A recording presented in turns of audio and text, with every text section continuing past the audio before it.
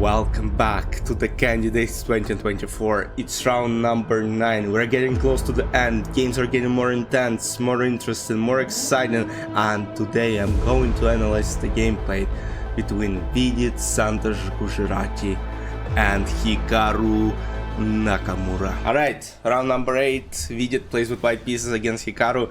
He won in absolutely beautiful style in their first clash early in the tournament. Vidit was playing with black pieces and he completely destroyed Hikaru, and now Hikaru is looking to take revenge with black pieces. Colors are reversed and we see Italian game on the board: c3, d6, castle and g5. So Hikaru already is saying, alright man, you castle short, I'll try to checkmate you by playing g4, h5, knight bd2, bishop g7, bishop b3, a5. Now, I mean, that's quite common move in the structures. a4, castle. So Hikaru is actually not going for attack on kingside, he just kinda castled, and now again he'll try to play something like knight h5, knight f4, bishop g4, but his idea was not to attack. Bishop e6, rook e1, rook e8, h3 to kind of prevent g4. But I mean, g4 ideas, and I still, you know, they're kind of in the air and at any point they might happen. Even in the press conference they were analyzing the move. I guess the move g4 was analyzed here, or let's say this, bishop a2. Yeah, I think, yeah, players analyzed g4 in the press conference, and what they were looking for, this knight g4, and let's say knight d3 takes, or even rook e3, then bishop a2, rook a2, and then d5. And Hikaru was pointing out move knight h4, or not even knight h4, but let's say rook a1, and here Vidit suggested a5, which seems like an interesting move, but after e takes a5, queen f5, and something like c4 or knight h4 might have kinda a good advantage. So that didn't happen.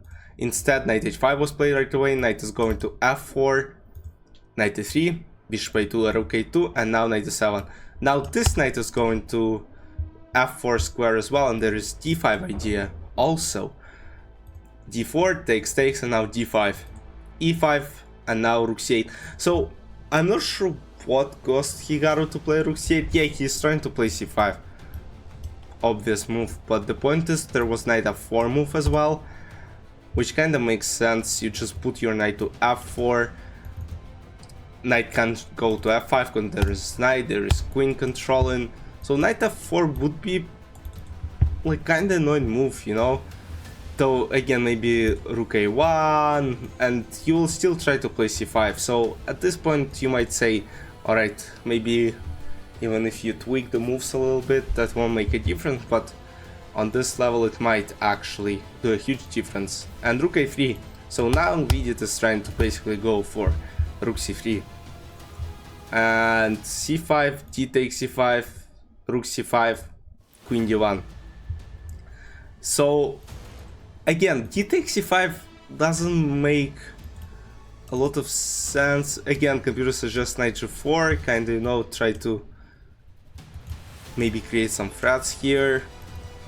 c5 is an obvious move, but d takes c5 is somewhat, you know, even here Hikaru had something like knight f4, which is really interesting, and after this, now you'll take with pawn, and because you have active knight on f4, it actually compensates you somehow.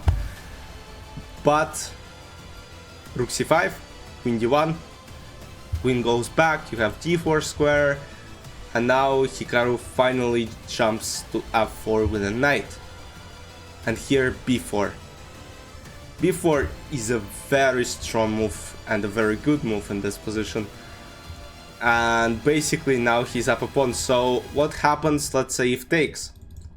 Basically bishop b4, rook c8, and here bishop d6, and not even bishop d6. I'm not sure if bishop d6 is the right move, because there is bishop e7, So for some reason there are a lot of problems with the d5, and there is move something like queen b1, we attack b6, and we're threatening knight f5, which looks really annoying.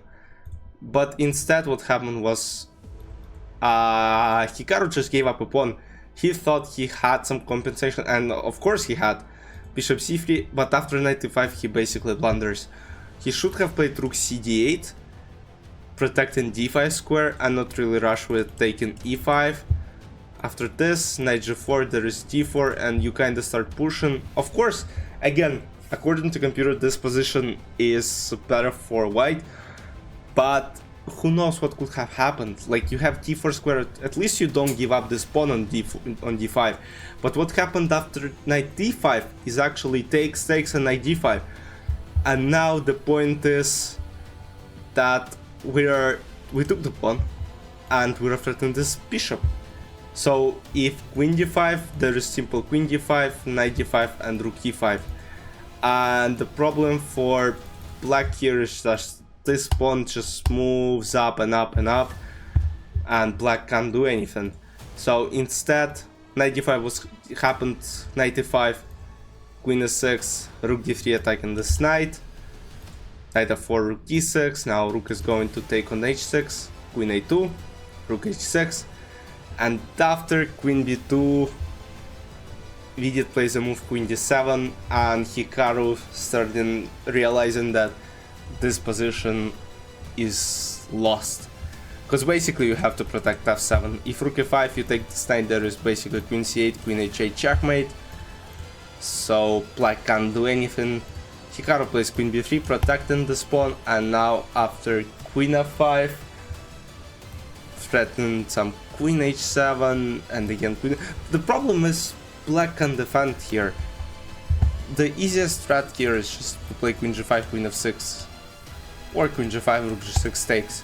And after knight g6, that was played by Hikaru, Vidit sacrificed his rook, and Hikaru resigned. He resigned because simply he can't do anything. After h6, queen g6, let's say king h8. We don't play knight f7 because this is, again, it's winning, but it will take some time to win this game. Instead, basically, king h8, knight f, queen h6, queen g5, and black are simply lost.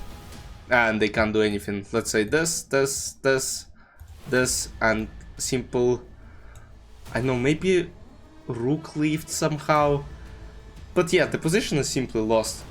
We might say simple this, and rook e4, and then try to protect from rook g4.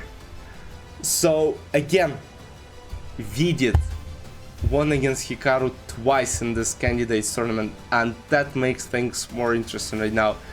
As after round number 9, we have two leaders with 5.5 points, Łukasz Damaraju and Jan Nepomniachtchi. Practice with on third with 5 points, and Hikaru, Vidit, and Fabi are tied for the fourth, and they're 1 point behind the leaders. And guys, it's getting more exciting. Tomorrow we have Hikaru against Nijat Abbasov with white pieces. Cool chance for him to strike back after today's loss. Fabi against Lereza. Jan tomorrow, guys, very important game. Jan is playing Łukasz with white pieces, and Prague is playing against Vidit. So let's see what happens in tomorrow's round.